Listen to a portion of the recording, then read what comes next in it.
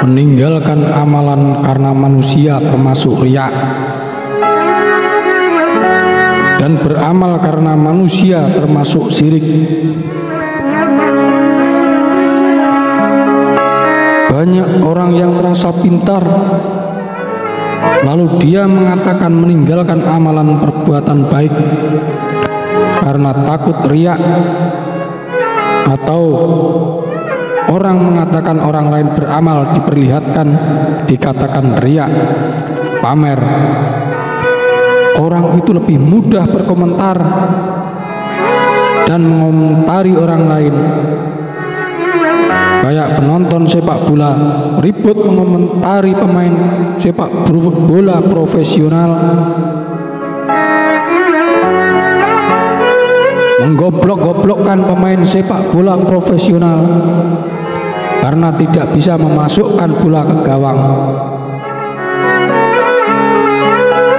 Padahal kalau dia disuruh main bola sendiri, baru lari 100 meter sudah nafasnya putus.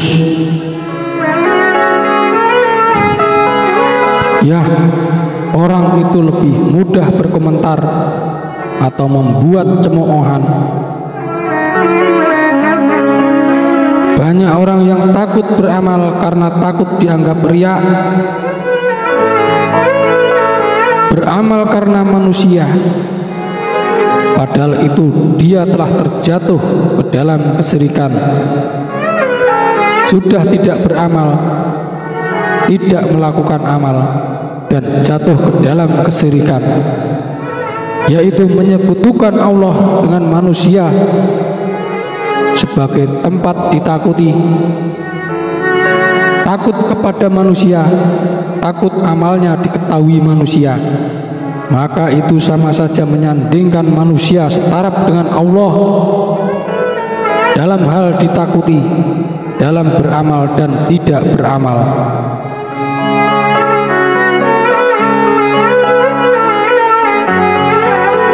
Manusia dijadikan ukuran ketakutan melakukan dan tidak melakukan amal.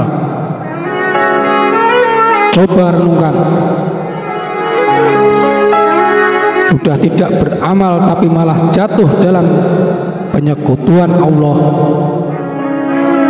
disekutukan dalam hal rasa takut diketahui manusia, maka tidak jadi beramal.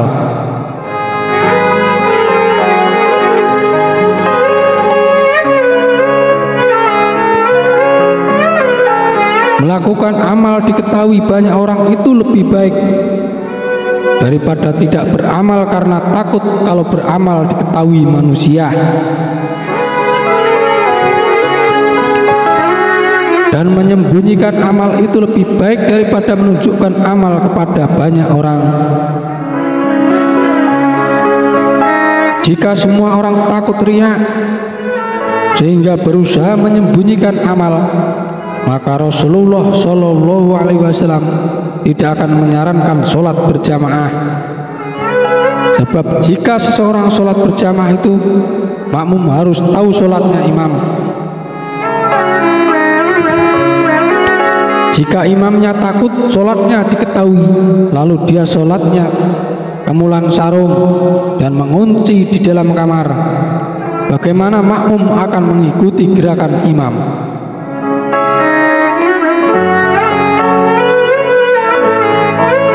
Juga bagaimana seorang guru mengajarkan huruf dan ejaan kepada murid-muridnya, jika si guru menyembunyikan tulisannya karena takut riya, bagaimana murid bisa tahu tulisan kalau tidak melihat tulisan gurunya?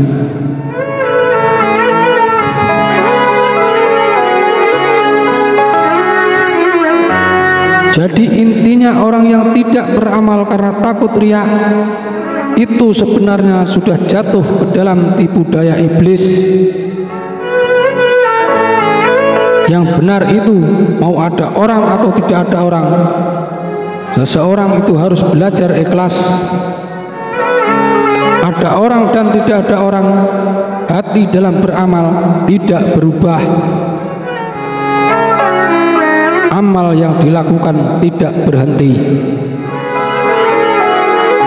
Ikhlas itu menetap di hati.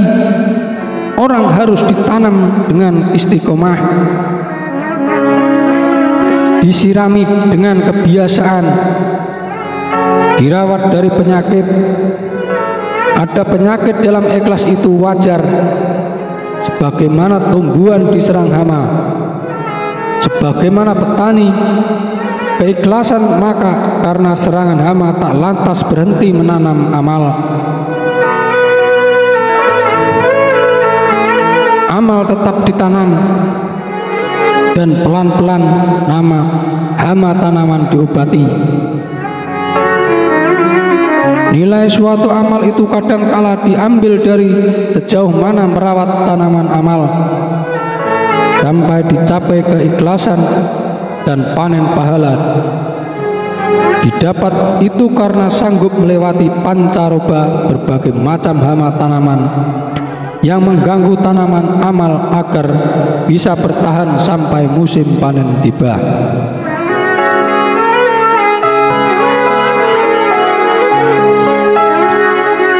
Dan menghalau hama tanaman amal itu ada pahala di dalamnya sendiri, dan pahala di dalamnya hanya Allah yang tahu berapa banyak kadar dan ukurannya. Karena yang menguji mendatangkan hamba itu Allah, untuk menguji hamba seberapa sabar merawat pohon amal sampai ke masa depan. Maka beramalah terus, jangan menuju ikhlas, jangan menunggu ikhlas. Ikhlas itu bagian roh, sebagaimana sabar, ridho, tawakal, semua dalam dimensi roh. Tidak bisa diraba, dilihat bentuknya, dan tidak bisa dikecap rasanya. Yang menaruh rasa sabar, rasa ikhlas, rasa ridho, itu semua Allah yang memberi tugas kita beramal dan selalu beramal. Tidak usah memikirkan ikhlas atau tidak ikhlas.